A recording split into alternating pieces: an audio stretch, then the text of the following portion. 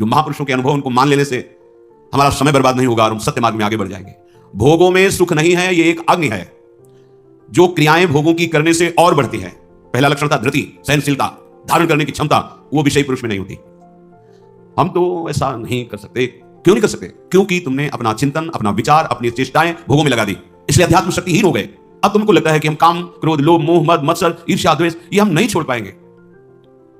ये अध्यात्म शक्ति का ह्रास का तमाशा है। देखो नवयुवक, जहां ब्रह्मचर्य, बुद्धिमत्ता, विद्वता, नम्रता, सेवा पद्धतियां ये हृदय में पुष्ट होनी चाहिए, वहां व्यसन पुष्ट हो रहा है, दुर्वासनाएं पुष्ट हो रही, मलिनता बढ़ रही है। क्यों? क्योंकि भोग प्रधान बुद्धि हो गई।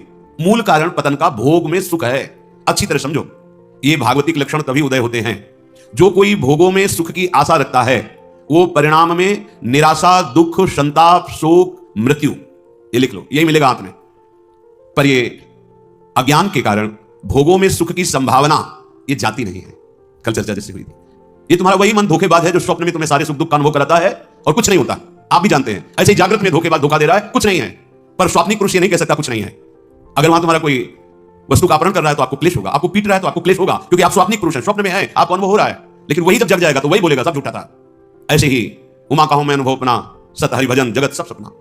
अभी मोह निद्रा में, अज्ञान में आप ये स्वप्न देख रहे हैं कि भोगों में सुख है। स्वप्न में जब आप अच्छे पदार्थ पाते हैं तो पाते हैं ना, तो क्या आपको जगने पर पेट भरा मिलता है? क्या आपको जगने पर ऐसा आभास होता है मैंने पाया? नहीं, आपको हंसी आएगी कि वहां तो कुछ नहीं था। ऐसे ही जब जान जाओगे तो जेहि जाने जग जाए हेराई, जागे तथा स्वप्न भ्रम जाई। ये प्रवचन नहीं है, सत्य विषय है।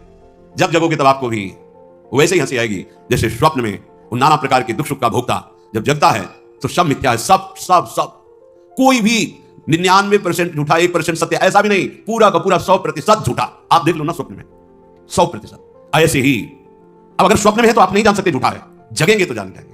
ऐसे ही जानिस तब ही जीव जग जागा, जब सब विषय विलास बिला। खास बात भोगों में सुख बुद्धि, यही भारी अविद्या का बंधन है। जब अंतर से भोगों में सुख बुद्धि होती है, सत्संग सुना, परमार्थ में चल रहे हैं, हमें नहीं करना चाहिए जान रहे हैं, हमें ये प्रभु से विमुख कर देगा ये भी जान रहे हैं, पर अंदर है सुख है, इसमें आपको गिराएगा गिराएगा। वो जो अंदर आशा बना ली है इसमें सुख है, वो आपको पतित करेगा। जब मनुष्य को भोगों में सुख की संभावना है तब उसकी एक वृत्ति होती है भोगों की प्राप्ति की लालसा, प्राप्त भोगों को भोगना और अप्राप्त भोगों के अर्जन में जीवन शक्ति लगा देना। जो भोगना चाहते हैं उसके लिए जीवन शक्ति लगा देना, प्राप्त भोगों को भोगना, केवल केवल व्यर्थ का जीवन। अभी समझ नहीं पा रहा।